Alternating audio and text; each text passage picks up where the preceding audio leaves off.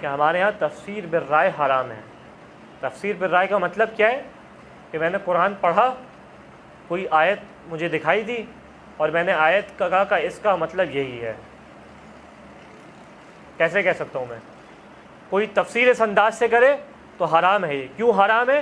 کیونکہ قرآن کی آیت کہ جہاں دو احتمالات ہیں، ابھی میں آگے انشاءاللہ اس کے جب احکامات اور کچھ چیزیں بیان کروں گا تو وہاں بیان کروں گا کہ امیر کائنات نے کیا کہا قرآن کے لیے کہ انہ ذو وجہ، یہ قرآن کئی وجوہات رکھنے والا ہے، کہیں رخ رکھنے والا ہے۔ تو دو رخ میرے سامنے آئے قرآن کے، اب کون سا رخ میں لوں، کون سی وجہ میں لوں؟